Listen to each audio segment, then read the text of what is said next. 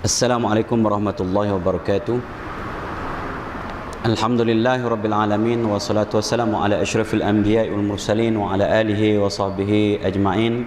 Rabbi shrah li sadri wa yassir li amri wahlul 'uqdatam min lisani yafqahu qawli. Allahumma dhakkirni ma unsitu minal Qur'anil Karim wa ma nasitu minal ahaditsin nabawiyyah wa 'allimni ma jahiltu minhuma ya dzal jalali wal ikram. Amma ba'da. Tuan Imam, ahli-ahli jawatan kuasa, tuan-tuan puan-puan sedang jemaah yang dikasihi sekalian, alhamdulillah, syukur yang tidak teringanya kita panjatkan kehadrat Allah Subhanahu Wa Taala kerana dengan limpah kurnia nikmat yang terlalu banyak yang dianugerahkan kepada kita, termasuklah beradanya kita dalam majlis zikir, dalam majlis ilmu, sebaik-baik ibadat pada malam ini, kerana dengan ilmu itu akan mengesahkan ibadat kita, sebelum itu akidah kita, dan ibadat juga pahala kita, ganjaran hatta hidup mati kita. Kerana Allah Subhanahu Wa Taala jadikan kita ini adalah semata-mata untuk mengabdikan diri pada Allah Subhanahu Wa Taala, beribadat pada Allah Subhanahu Wa Taala, dan ibadat itu tidak sah melainkan dengan ilmu. Oleh itu, ilmu itu mengesahkan hidup mati kita sebenarnya, penentu kepada kejayaan kita di dunia dan di akhirat, insya-Allah. Baik, kitab Matla'ul Badrain wa Majma'ul Bahrain, muka surat 21 kita kira 1, 2, 3, 4, 5, 6,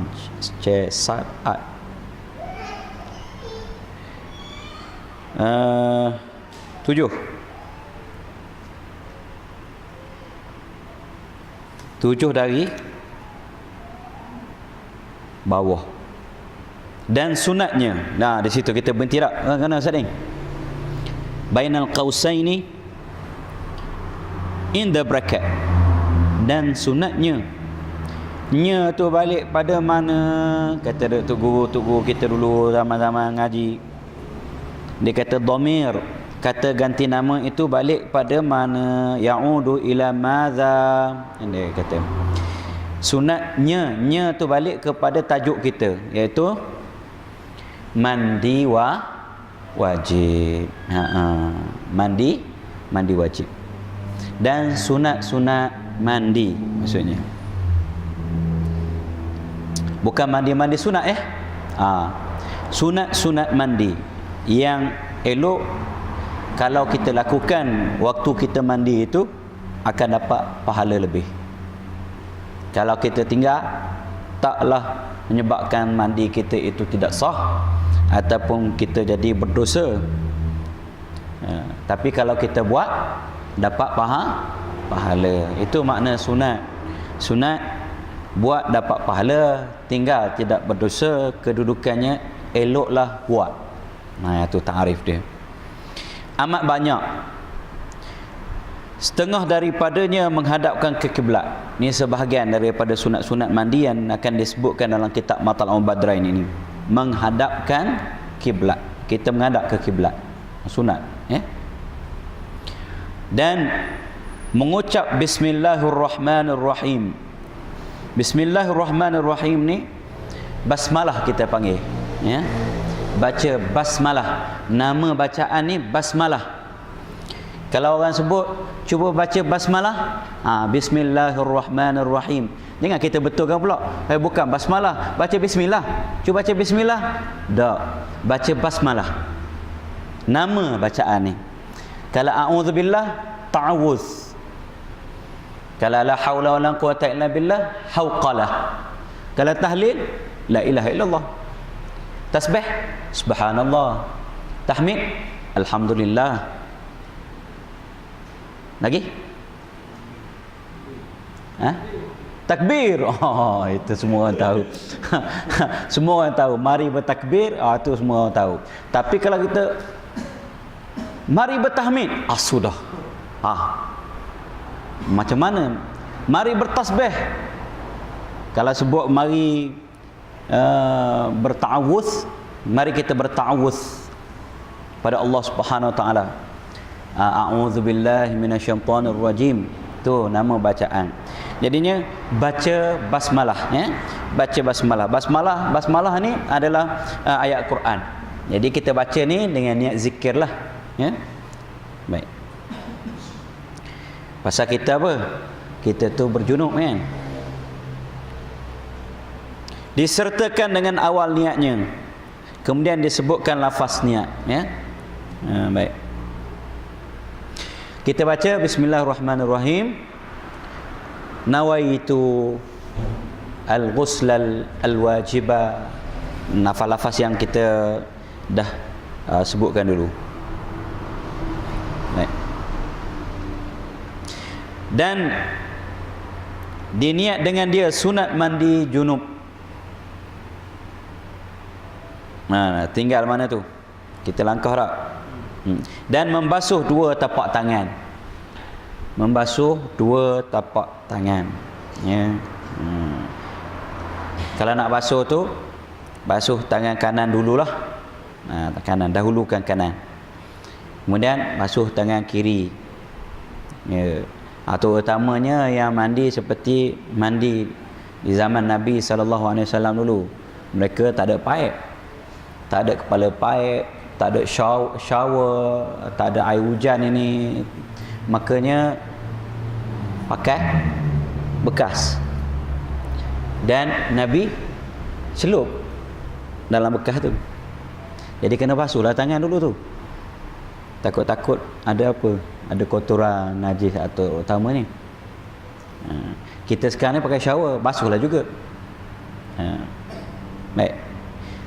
Didahulukan kanan tu kerana kalau Nabi pakai gayung, dia ambil, dia basuh kanan dululah. Itu bawa kiri. Ada? Baik. Dan menghilangkan yang luat-luat pada tubuhnya. Maksudnya yang cemar, yang kotor. Walaupun sekadar hingus, tarik mata, tarik hidung, buang dulu. Baik. Sunat, dan mengambil wuduk dahulu daripadanya. Ambil wuduk, sunat ambil wuduk sebelum mandi. Dan diniat dengan dia sunat mandi junub. Baik. Seperti dikatanya nawaitul wudu'a li sunnatil ghusli ataupun li sunnatil ghasli, ya. Nawaitul wudu'a li sunnatil ghusli ataupun li sunnatil ghasli. Maksud diniat dengan dia sunat mandi junub, maksud dengan dia tu balik pada wuduk. Kita berniat berwuduk itu untuk apa? Untuk kerana sunat mandi. Itu dia bagi contoh. Nawaitul wudu'a, yakni saja aku mengambil wuduk bagi sunat mandi junub. Itu niat dia. Sahaja aku mengambil wuduk bagi sunat mandi junub. Itu niat dia. Ini jika sunyi jenabahnya daripada hadas yang kecil. Jika dia tidak berhadas kecil, dia berhadas besar. Maksud sunyi janabahnya, dia berjunub itu bukan dia hanya berhadas besar, dia tidak berhadas kecil. Boleh ke itu berlaku? Boleh berlaku. Kita sebut sebab-sebab hadas besar apa? Tak? Apa dia? Tenggelamnya hasyafah dalam kemaluan. Sekarang ni tenggelamnya hasyafah dalam kemaluan bayi misalnya. Batal tak sembahyang dia? Bersentuh dengan kulit bayi. Dengan kulit bayi. Tak batal. Tak. Tenggelam tu dia berjunub. Tapi batal ke? Ada masuk perkara yang membatalkan sembahyang, air sembahyang? Tak ada, kan? Boleh jadi berjunub tapi tidak berhadas kecil. Kalau dia berjunub, dia tidak berhadas kecil, maka dia niat wuduk tu macam mana? Niat sunat mandi. Sahaja aku mengambil wuduk bagi sunat mandi. Baik.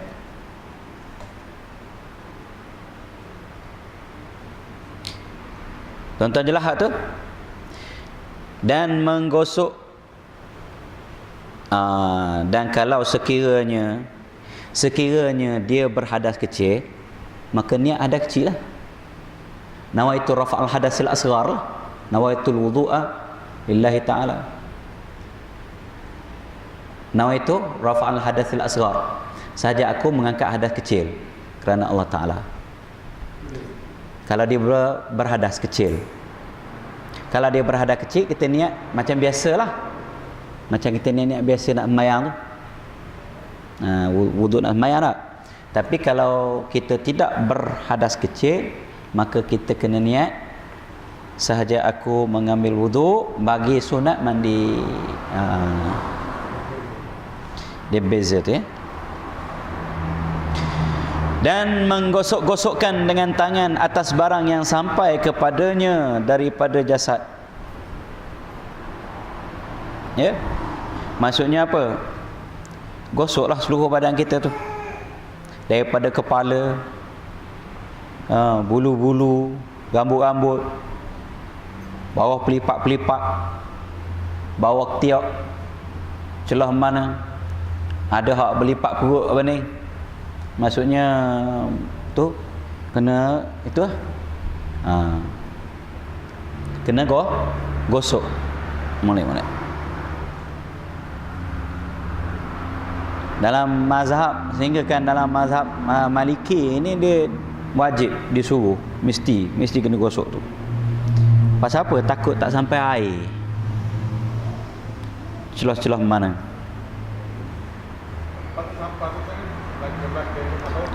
Tempat yang dia kata tempat yang sampai. Tempat yang tak sampai tu sikit je apa ni, belakang tu. Dia bahagian belakang kita ni sikit je hak tak sampai ni.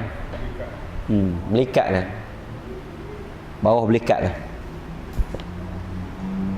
Yang itu insya-Allah kena air. Kalau dia jigu air memang kena di situ insya-Allah. Baik. Dan mualat. Dan telah terdahulu maknanya pada wuduk di sana. Dia kata dia dah syarahkan tentang makna mualat ni. Mualat ni berturut-turut, jangan senggang lama. Basuh mandi itu dia basuh daripada pusat ke bawah. Lepas tu pergi jetih, balik jetih, basuh pula bagi atas. Pasal apa? Nak mengelakkan sejuk sangat misalnya. Sah ke? Sah ke mandi gitu? Sah. Tapi tak ada mualat. Tak ada mualat dia. Bila dia jerus, dia niat, dia jerus daripada pusat ke bawah. Maka daripada pusat ke bawah ni semuanya dah terangkat atasnya. Dia balik, dia sambung pula hak yang atas. Macam kita sebut hari itulah dalam masalah wuduk. Dia ambil wuduk, dia tinggal basuh kaki. Dia malas nak buka stocking. Kan nak sapu, dia bimbang stocking dia busuk. Dia pergi ke Kuala Terengganu. Basuh dia Kuala Terengganu. Sejam setengah kemudian baru basuh. Sah wuduk dia. Sah wuduk dia. Tapi tak ada mualat. Bismillah. Kita lihat.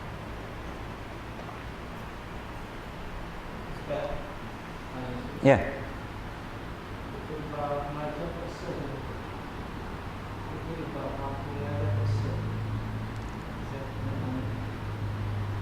Dia kata tak sah begitu. Bila kering. Dah. Dia hak tu dia panggil mualat. Mualat ni dalam mazhab Syafi'i dia hanya sunat. Sunat, dia tidak wajib, dia tidak fardu. Kan kita belajar rukun wuduk tu kan, dia tak masuk mualat. Wallahu a'lam. Baik. Dan mendahulukan pihak yang kanan atau pihak yang kiri. Dalam mandi ni pun kita dahulukan yang kanan. Nabi sallallahu alaihi wasallam suka tayammun. Tayammun ni mendahulukan yang kanan. Nabi bersikap pun mendahulukan yang kanan. Pakai pakaian dahulukan yang kanan. Berwuduk apatah lagi. Mandi pun dahulukan yang kanan. Jiwa hak belah kanan dulu apa ni. Ya. Dia ada beberapa cara Nabi sallallahu alaihi wasallam mandi ni. Ada dua cara lah mendahulukan yang kanan ni. Jiwa sebelah kanan 3 kali, belah depan jerus sebelah kanan 3 kali, belah belakang jerus sebelah kiri 3 kali, belah depan jerus 3 kali, belah kiri belah belakang. Itu satu cara. Cara yang kedua, jerus belah kanan 1 kali, jerus belah belakang kanan 1 kali, jerus belah kiri depan 1 kali, jerus belah ke kiri belakang 1 kali, dan ulang 3 kali 3 kali. Tuan-tuan dapat? Baik. Dan tinggal daripada beberapa sunat mandi junub, beberapa perkara yang disebutkan di dalam kitab yang panjang-panjang. Baik. Setengah daripadanya dia nak sebut juga. Ada lagi. Meniga-nigakan membasuh. Meniga-niga ni maksudnya buat 3 kali 3 kali. Nabi sallallahu alaihi wasallam ni dia suka yang 3-3 ni. Sebenarnya Allah Subhanahu Wa Taala ni witrun wa yuhibbul witra. Innallaha witrun wa yuhibbul witra. Artinya Allah Subhanahu Wa Taala ni ganjil. Ganjil bukan pelik. Ganjil tidak genap maksudnya, dan suka yang ganjil-ganjil. Jadi Nabi sallallahu alaihi wasallam bila buat, dia buat 3-3, meniga-nigakan tu. Maka sunat juga dalam mandi yang kita dah sebut tadilah. Dahulukan belah kanan dan buat 3 kali. Kalau Nabi sallallahu alaihi wasallam mandi pun dia akan jirus kepala dia 3 kali. Jirus kepala dia dan diselak, masukkan jari-jari ke celah-celah rambut tu, sapu bagi kena air belaka kat tu. Jadi dia jirus berapa kali? 3 kali. Ambil air dalam bekas tu. Dari zaman-zaman dulu susah air, Nabi mandi dengan segantang dia air ni. Segantang besar mana apa ni? Besar ni dia. Segantang bekas, segantang kita, segantang Baghdad. Baik. Jadi sikit mandinya. Ambil gitu, kita sebaldi basuh kaki saja. Tak? Ke lebih. Campur wah-wah dah pakai ni. Nabi sallallahu alaihi wasallam ambil wuduk 1 mud. 1 mud 1 cupak. Segitu je. Serauk gitu je. Berwuduknya kita pakai basuh muka je hak tu. Tak? Jadinya Nabi ambil jirus dan sapu bagi rata. Gitu. Sapu kepala bagi rata. Kita buka paip dia gitu. 15 minit mandi. Tak? Baik. Kalau tak kena juga tak tahulah. Tak rata juga. Baik. Dan menyelatikan, menyelatikan. Dia dua belakang nun tu tak? Dia menyelatikan. Gitu. Bulunya dahulu daripada membasuhnya.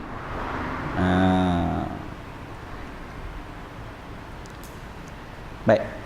Sebelum kita basuh tu, ambil air, sapu dulu. Rambut kita mana lagi tak tahu.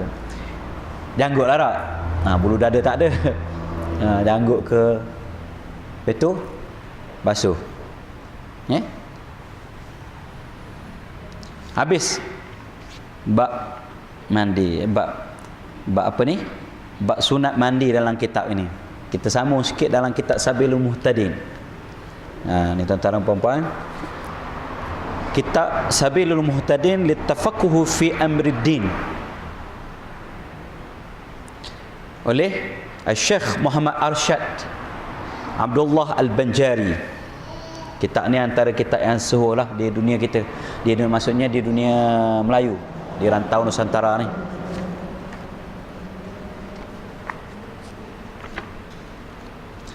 Saya nak baca sikit tentang dia sebut perkara-perkara yang makruh dalam mandi. Pasal apa bila dia sebut yang sunat tadi? Kadang-kadang bila kita tinggal yang sunat, maka dia jadi makruh.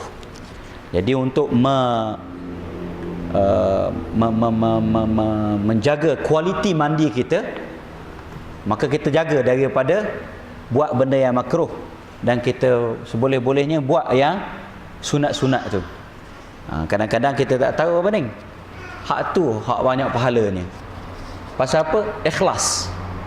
Mandi ni tak ada orang riak ke kau ni. Orang nak nyuruh mandi wajib pagi tadi. Pagi esok mandi wajib lagi. Ada orang nak nyuruh. Maksudnya jadinya orang nak sorok lagi kau ni pening. Tu yang bila mandi kat pergi tu dia mandi main jiruh-jiruh kita dia angkat kain basah dia pun jiruh dengan tu, dengan gayung ke bawah. Jadi tak kena tu sebenarnya. Kita suruh apa dulu? Suruh duduk, suruh teran sikit dan sebagainya. Pasal apa? Dia malu. Takut gua ni demo kata tiap-tiap pagi mandi wajib. Dia malu. Jadinya hak ni kita kena buat molek-molek. Ni barangkali insya-Allah ikhlas. Baik.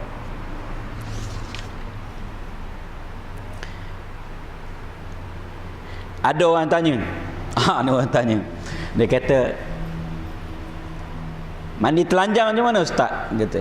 Saya nak baca dalam kitab ni. Syahdan, harus mandi bertelanjang pada tempat yang sunyi daripada manusia. Ya, maksudnya orang tak boleh nampak kita lah. Kalau dalam bilik mandi kita tu, insya-Allah lah. Tapi kena pastilah jangan ada lubang-lubang dan sebagainya. Maksudnya apa? Maksudnya zaman sekarang ni bahaya. Ada lubang-lubang, kadang tu ada kamera, ada handphone pula situ sebagainya.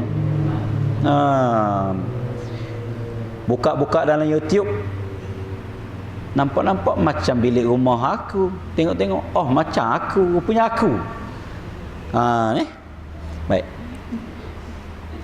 Atau di hadapan manusia yang harus menilik auratnya. Menilik maksud melihat aurat, seperti isterinya dan gundiknya. Gundik hamba sahaya perempuan lah ya. Boleh. Mandi dengan isteri tak apalah. Tetapi menutup aurat pada tempat itu terafdal daripada bertelanjang. Inilah yang tersebut dalam kitab Mughni Khatib Syarbini. Baik.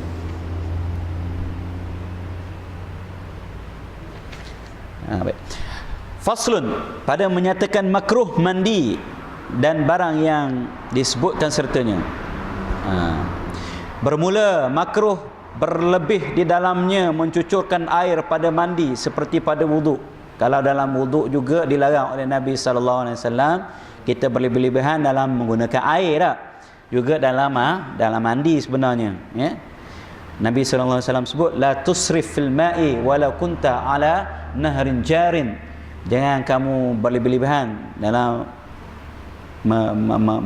menggunakan air itu walaupun kamu berada di tengah sungai yang mengalir. Artinya disuruh kita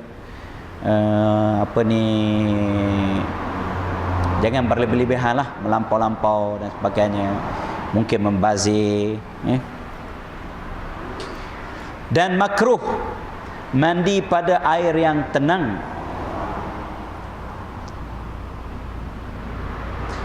Dan demikian lagi wuduk. Dan jika ada air itu banyak sekalipun, kerana sah tegah Nabi SAW daripada mandi di dalamnya, maka dikiaskan dengan mandi itu wuduk, kerana ditakuti daripada tiap-tiap keduanya itu istiqzar, melainkan jika ada air itu sangat luas sekira-kira tiada hasil daripada mandi atau wudu itu istiqzar. Istiqzar ni menyebabkan kotor air, tak? Maka tidaklah makruh yang demikian itu. Kalau dalam qolah misalnya, kita kalau balik kampung kan jaga sungguh abading, pakat-pakat balik-balik belakang anak-anak saudara kat, sekejap tengok dalam senyap yang nampak kepala dalam kolah kita. Tu. Walaupun air tu lebih pada 2 kolah, tapi itulah makruh. Pasal apa? Walaupun tidak najis, tidak memustakmalkan dan sebagainya, kita pun geli dah main duduk 3-4 orang budak-budak duduk dalam tu. Kolah tak berapa besar tak, kecuali dia kata besar Tasik Kenyir tu, air tenang molek. Tenang je, kolam lah, kolam biasa lah. Tak apalah. Baik, tak makruh Dan makruh melebih membasuh daripada 3 kali. Ini banyaklah kita ni tak tahu berapa kali. Dan makruh meninggalkan berkomor-komor dan memasukkan air ke hidung, kerana ikhtilaf ulama pada wajib keduanya seperti pada wudu. Makruh. Dia kena komor-komor dulu, masuk air dalam hidung. Kalau dalam wudu itu ada ulama yang mewajibkan berkomor-komor dan istinsyak dia panggil. Kalau komor-komor ni madmadah. Kalau masuk air dalam hidung tu dia panggil istinsyak. Dan makruh bagi orang yang junub, tak ada yang makruh bagi orang junub makan dan minum dan tidur dan jima' dahulu daripada membasuh fardu. Bukan fardu ni, mudah-mudahan yang betul membasuh faraj dia, membasuh kemaluan dia, dan mengambil wudu. Ni tuan-tuan dan puan-puan, kalau kita berjunub maka makruh kita makan, kita minum, kita bersetubuh sebelum mengambil wudu. Artinya pergi ambil wudu dulu, baru hilang makruh tu. Kerana disuruhkan oleh Nabi SAW akan yang demikian itu. Pada menghendak akan jima' dan kerana mengikut fi'al Nabi SAW akan yang demikian itu. Pada menghendak makan dan tidur dan dikiaskan minum atas makan. Kalau kita berjunub, sebelum makan, sebelum tidur, sebelum minum ataupun sebelum jima', kita malah nak mandi ataupun tak nak mandi lagi, kita pergi ambil wuduk dulu, menghilangkan kemakruhan. Baik. Ya. Ya. Ambil tak sempurna wuduk itu, maksudnya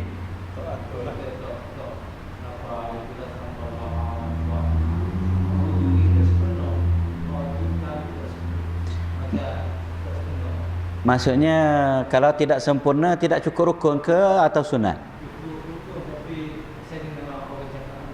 Sekadar mengambil wuduk sahaja gitu. Baik. Baik. Yang dimaksudkan wuduk yang sempurna rukunnya. Yang sempurna rukunnya. Baik. Selain daripada rukun itu tak apalah. Misalnya kita tak berkomor-komor, kita tak beristinsyak, tidak dan sebagainya. Sekat orang kata melepaskan, kita berwuduk itu untuk melepaskan makruh. Kita makan, kita minum, kita tidur, kita berjima', maka cukupkan rukunnya sahajalah, tak sebagainya. Tapi kalau nak sempurna betul-betul sekali dengan adab-adab dan sebagainya, silalah juga, tak ada masalah. Cuma wuduk itu tujuannya untuk menghilangkan makruh, mengangkat makruh. Baik. Okey. Dan demikian lagi,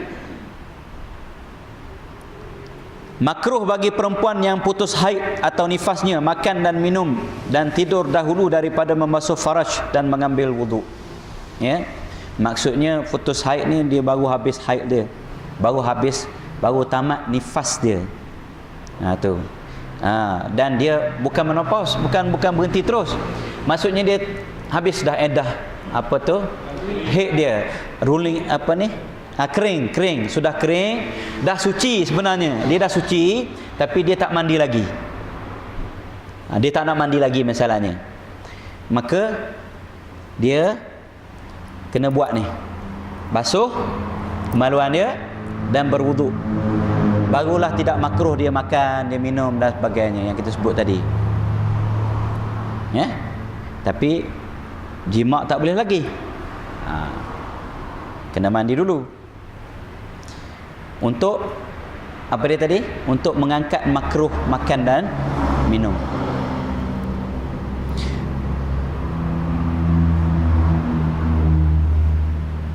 Wallahu a'lam.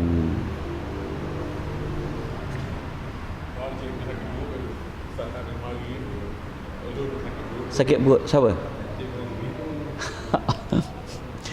Salah makan kali. InsyaAllah kita sambung lagi pada masa-masa yang akan datang. Wabillahi taufiq wal hidayah. Wassalamualaikum warahmatullahi wabarakatuh.